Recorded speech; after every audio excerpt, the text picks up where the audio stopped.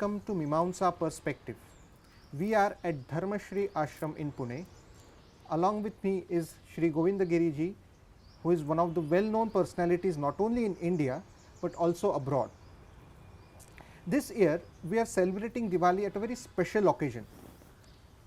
In November last year, Supreme Court gave a historic verdict which not only paved way for a grand Ram temple at Ayodhya, but it also realized the dream of millions of Indians who have been waiting for this day for almost 500 years.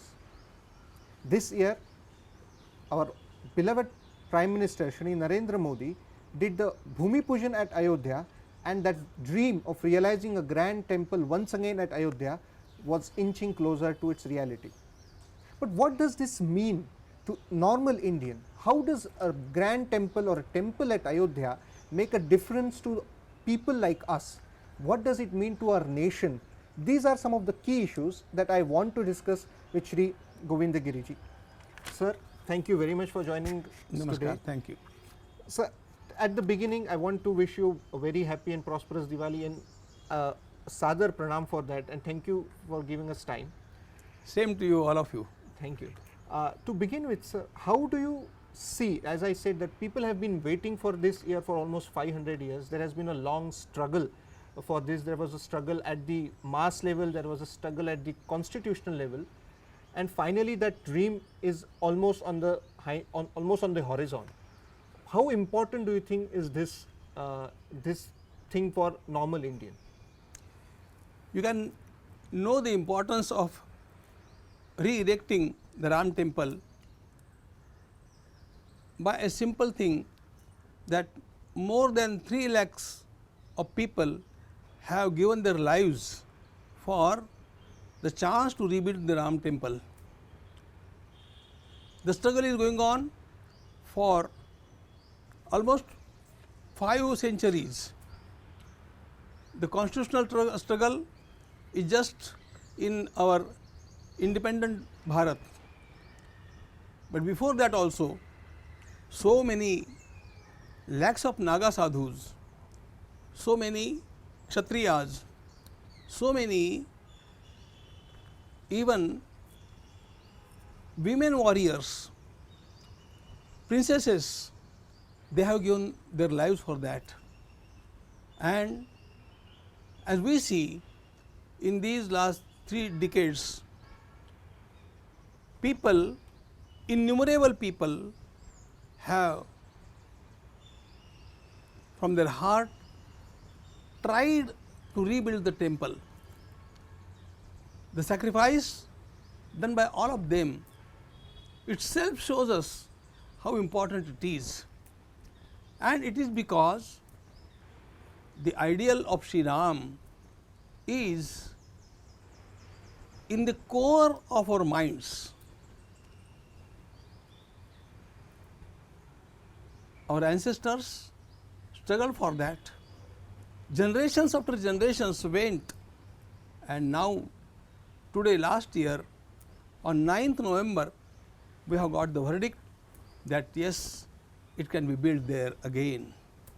And therefore, the dream that our ancestors saw for not less than 5 centuries is coming true now. And therefore, it is not only important, it is of utmost importance that this temple is now being re-erected. It's very interesting that you say it has been re-erected, and I think that has been the belief of so many Indians that yes, there was a existing temple there and we deserve a big temple at a place where Lord Rama was born. But when we talk about a grand temple being built there, there are various ways people have called out its significance. For instance, Mohan Bhagwat ji, the Sarasanga Chalak, during his speech, he said that this is going to be the Adhishtan for the Atmanirbhar Bharat.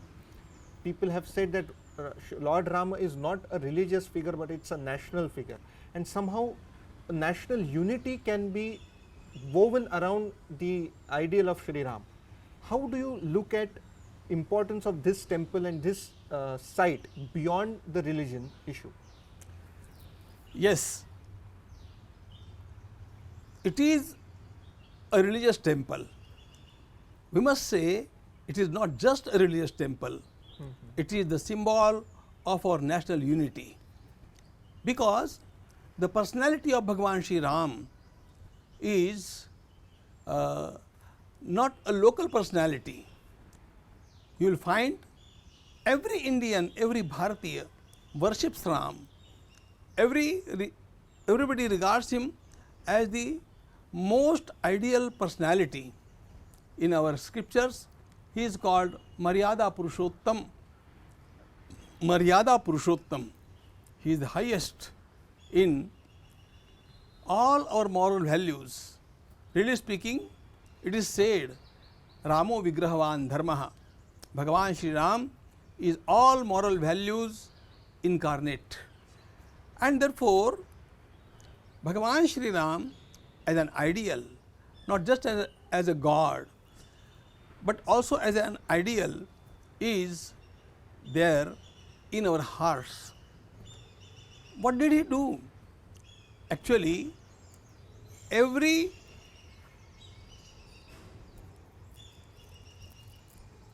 moral value we can see him following. In Valmiki Ramayana, there are descriptions at so many places how many qualities Bhagavan Shri Ram is having. We see them there. This is one thing. He is highest as a personality. But what he did, really speaking, first of all, our family values.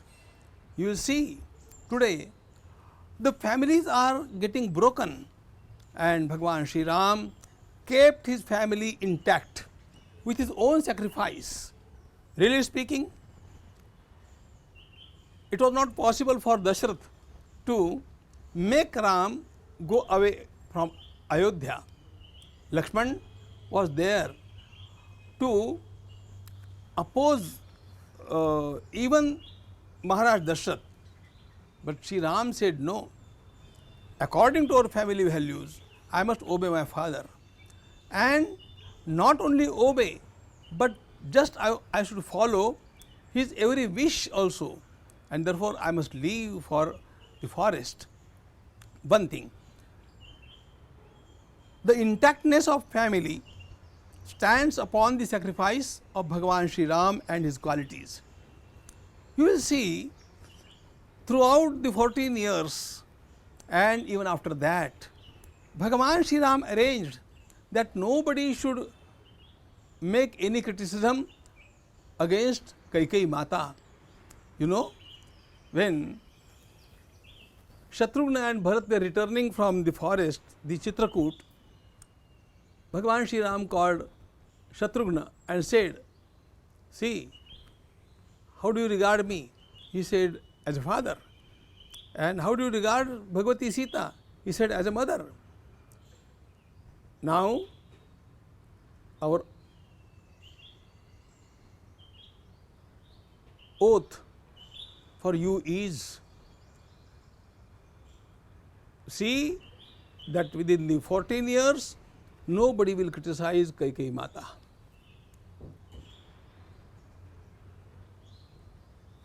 By himself, he never spoke any word against her. He never spoke any word against anybody who is following dharma. This is the example of keeping the family intact. One thing. Then, what did he do? He joined the Kshatriyas from Ayodhya with the Bhillas from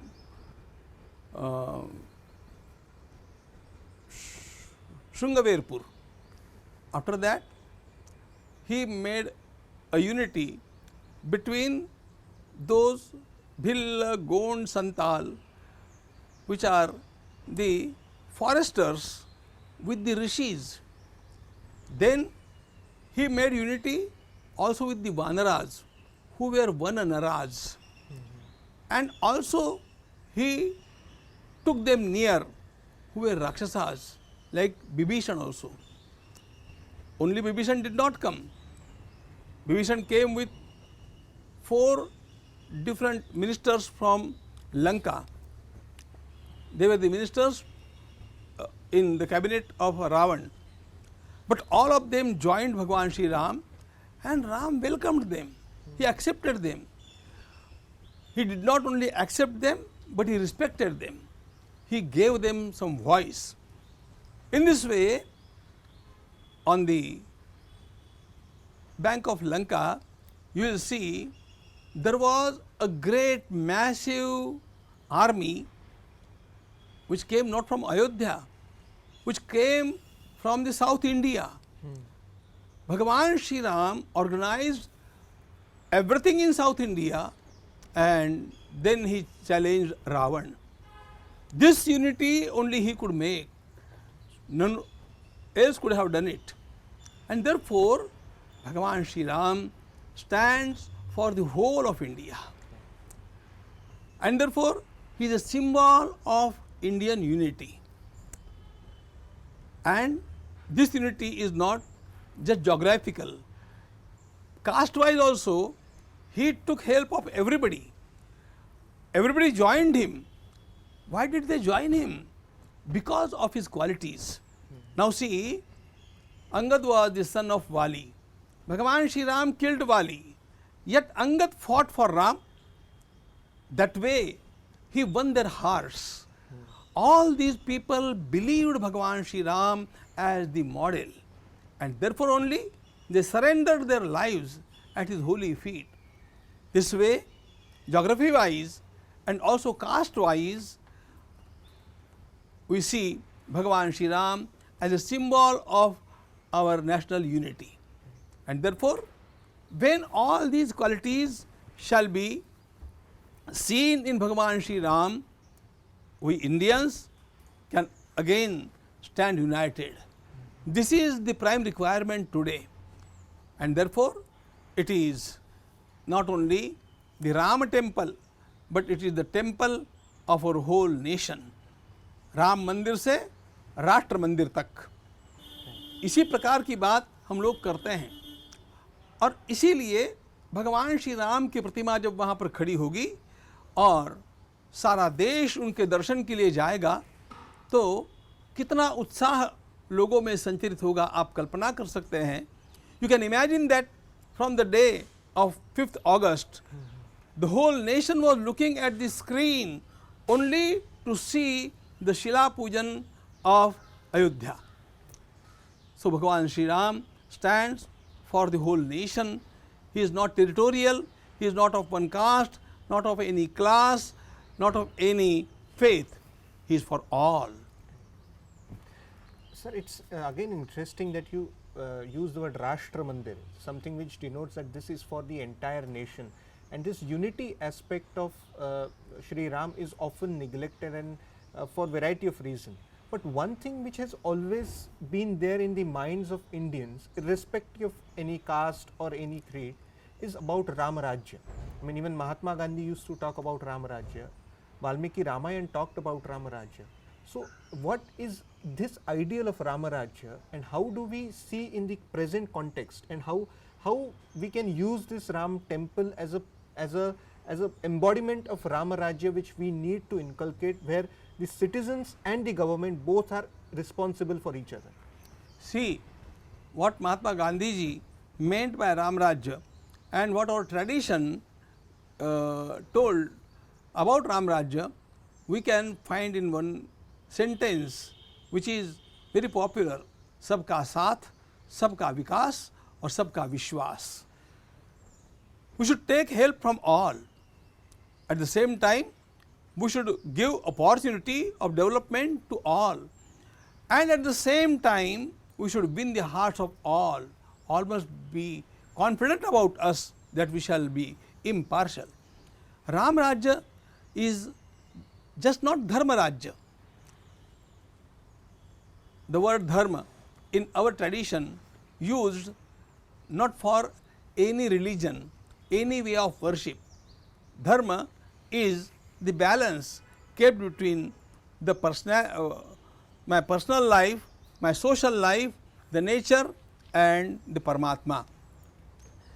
This balance, the laws of keeping this balance is called dharma, and therefore, dharma cannot have any adjective. Dharma, as I say, our Vedas, they give the cosmic constitution, and therefore, as there cannot be a different physics in India and different in America or in any other country, dharma is the same for all. It is the codification of natural laws, the cosmic laws, that is dharma. Whom you worship is your personal thing, but these laws do not change. And therefore, dharma rajya or the word dharma is meant for that.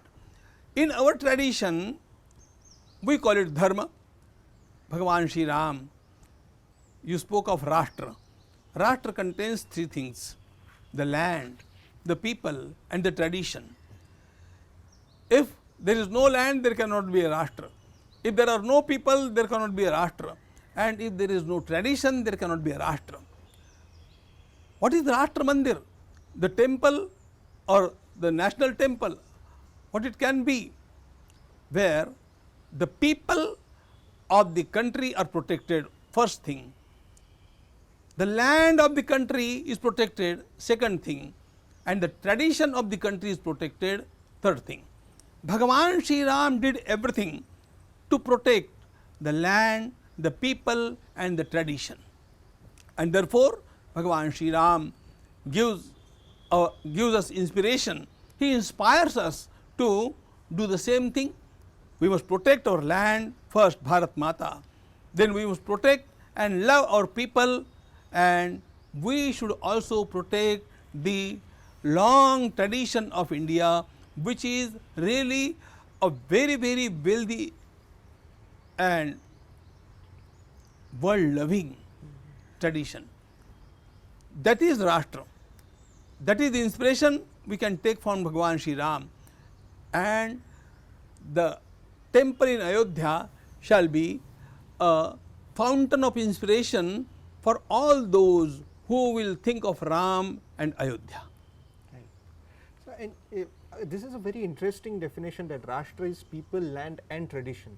Often someone like us who study the nation in the modern context, tradition is often overlooked. And this is, I think, is the problem with also the education system, the way we are brought up, that tradition is not given somehow tradition is mixed only with culture or whatever prevailing religion is there. Tradition, I think, is far more encompassing term than just these 2-3 contexts. How do you think can we inculcate this tradition aspect of, in the nation? राष्ट्र में हम इस tradition को लोगों तक कैसे पहुंचा सकते, because the education does not recognize it that way. And the moment we say, like you just talked about dharma being a different concept altogether, and when we explain the dharma in education, suddenly there are a lot of voices against it. How do we clear that confusion? In pre-Macaulay period, nothing was so, I may say,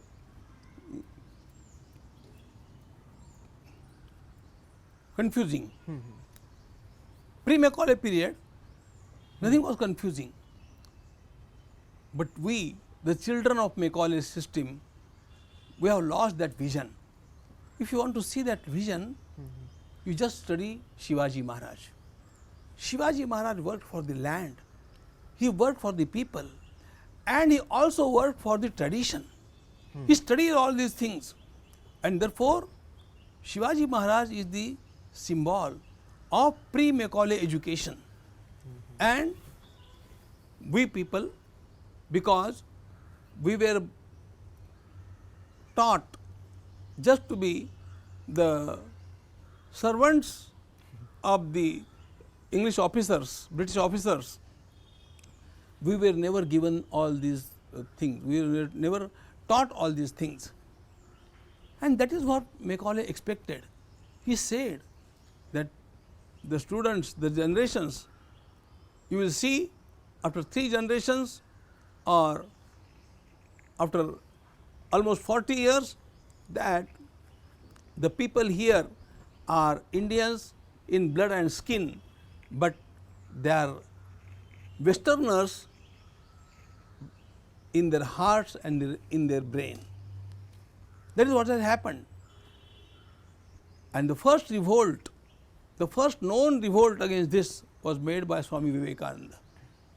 He included that tradition because the tradition was censored, it was criticized.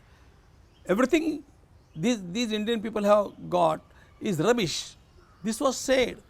Even today, this is being said by these Tukde gangs and the Luthians and the Bollywoodians. They are all censoring, criticizing our tradition. But our tradition is glorious. We have got a very, very glorious tradition. The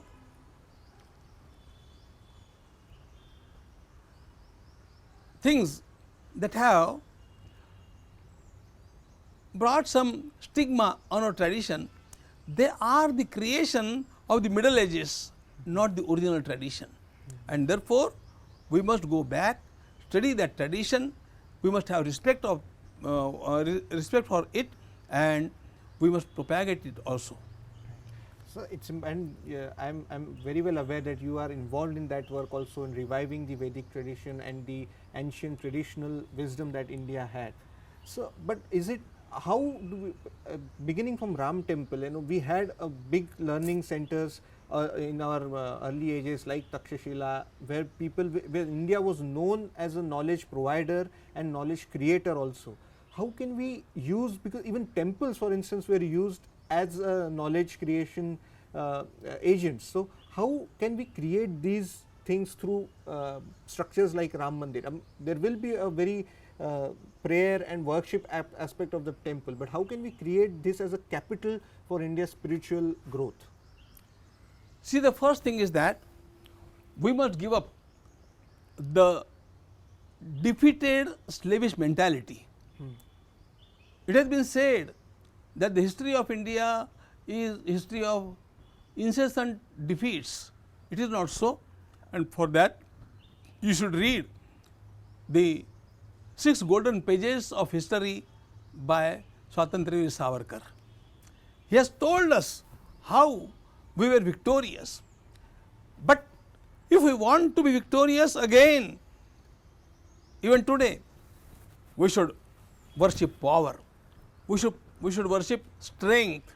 The nation must be strong first, and for that Ram is the highest ideal, and therefore you will find that in Srimad Bhagavad Gita, Ram is remembered not as Karuna Nidhan, not as Patit Pavan, but Ramo Shatrabhutamaham, Ramas Shatrabhutamaham, Shatrabhutam Aham Ramaha. Bhagavan Shri Krishna said, he is remembered because of his Kodand. Kodand, that Dhanushya, was the only thing which he never gave up. Bhagavan Shri Ram gave up Ayodhya, he gave up his parents. Afterwards, he gave up Bhagavati Sita. Afterwards, even he gave up Lakshman also. In the last sarga of Valmiki Ramayana, you can see it. But he never gave up Dhanushya. It is the symbol of power. The nation must be powerful first. Shastren rakshite rashtre shastra chinta pravartate. Why we lost Nalanda? Why we lost Takshashila? We were worshippers of knowledge, but we neglected the power, the strength of weapons, and therefore the invaders, they destroyed Takshashila, they destroyed Nalanda, and therefore Shastrena Rakshite Rashtre, the Rashtra must be protected with the help of weapons first, and therefore our nation must be having all the weapons that are prevalent today.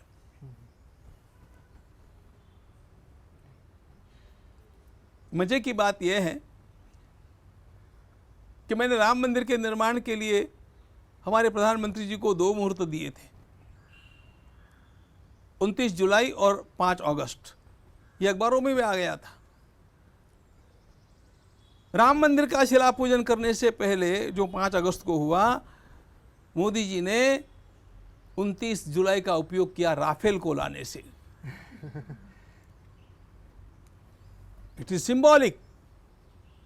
If Ram is to come, the power must come, and therefore nobody should be able to look at India to invade her, and therefore we must be strong enough. That is first thing. That inspiration comes from Ram only, and therefore Ram is the protector. The inspiration of Ram is protector of the whole culture, the whole knowledge and everything. This is one thing. Now, what we are going to do with the help of this Ram temple, you must see. In first phase, the temple shall be constructed within the land of 6 acres. Then we have got almost 70 acres. These 70 acres, they must be, we are going to arrange so many things of our culture. How one can study the whole Rama Katha, you can see there. There shall be a digital library, up-to-date library under the guidance of Padma Bhushan Dr. Vijay Bhatkar ji. There shall be an ideal Goshala, ideal Veda Shastra Pathshala. We shall have the monuments of those people who have struggled for the emancipation of this place, the Rama Janmabhoomi, the previous also and the modern Karsevakas also. We shall have Yajnashala there, we shall have Anushthan Mandapam there, we shall have Pushkarini there. We shall try to make the whole area as the world class area of attraction for everybody who wants to know something about Bharatiya Sanskriti or Bhagwan Shri Ram. This is phase 2. In phase 3, day before yesterday only, we had got a Sant Sammelan in Delhi. I kept the whole idea there, and all the saints were very happy to listen to it. You will see, in the third phase,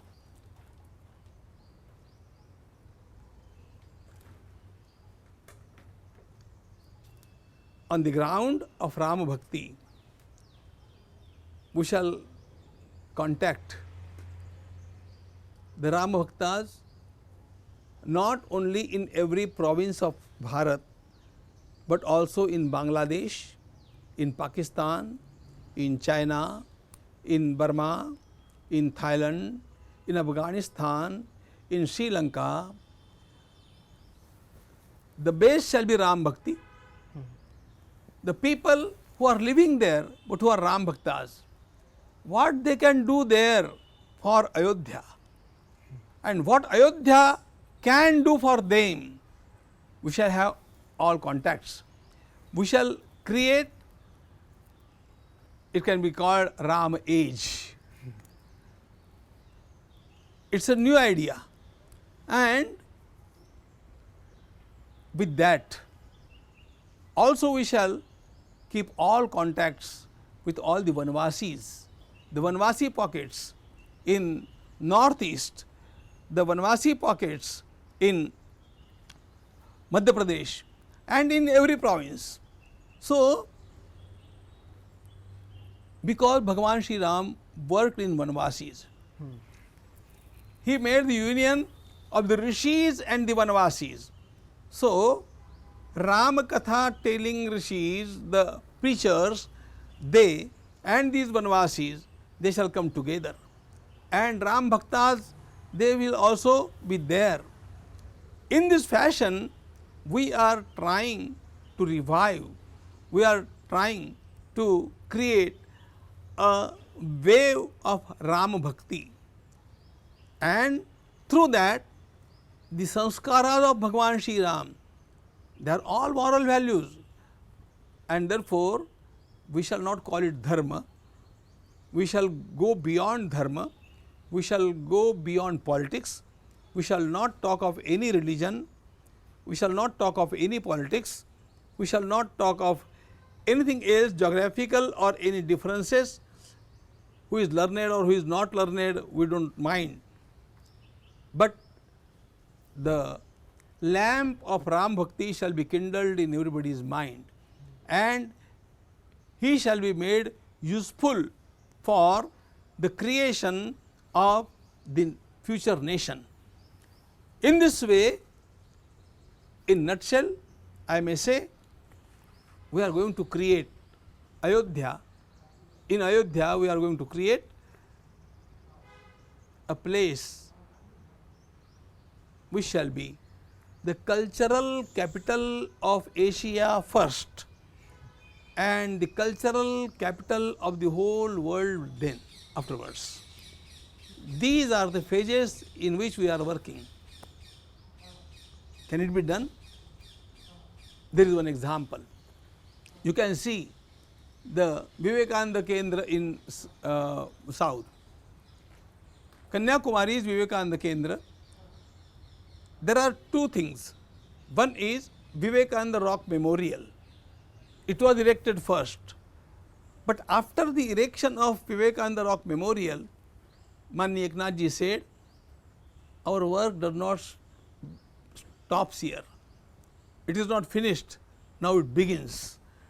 Now, we shall create people here, Jeevan Dani, who are giving their whole life for our mission, and they will go to northeast. They will teach the Vanvasis, the foresters. These people went there, and the whole atmosphere has been changed now with help of these Jeevanvartis. They did it for only Vanvasis. We shall not do it for only Vanvasis.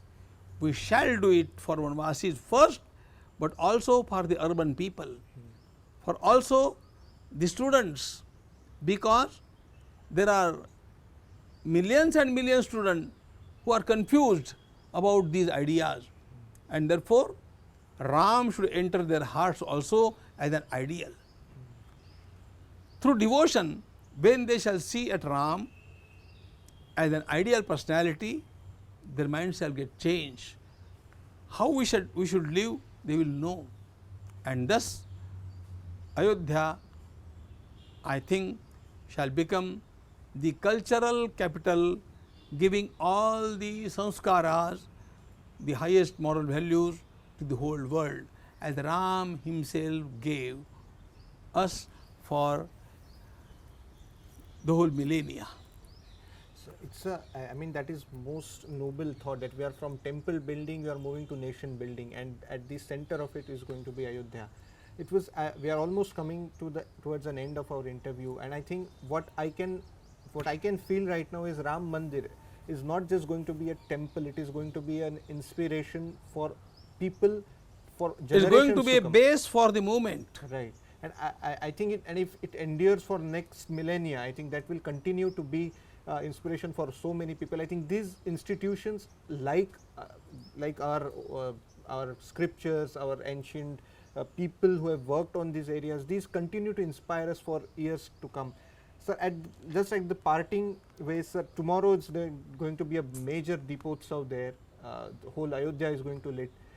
How does it feel as someone who has been so closely associated with that movement, and now that is finally coming to fruition? What are your personal thoughts? How do you?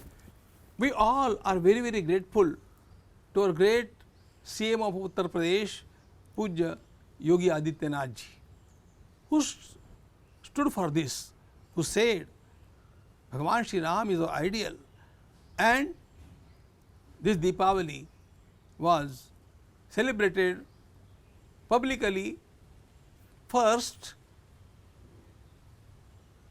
when Bhagavan Shri Ram returned to Ayodhya, and therefore we should celebrate that day. And for last 3 years they are celebrating it as a 3 days program, and they lit not less than 1 lakh lamps there.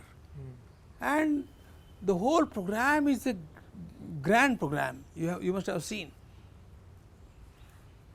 Because this is a different year, because of the COVID, the program shall be there, but it shall be 1 day program. And it is certainly so that Yogiji's this movement of celebrating also inspired us, and we joined him. He did it on the bank of Sharyu. This year they are doing it on Rama Janmabhoomi also, and this shall continue for coming years.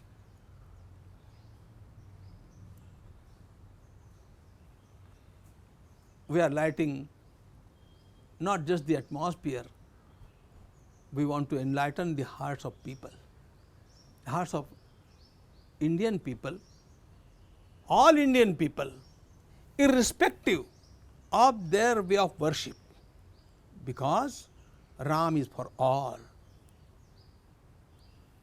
Our great Prime Minister that day said, and very aptly said, Sabke Ram, Sab mein Ram.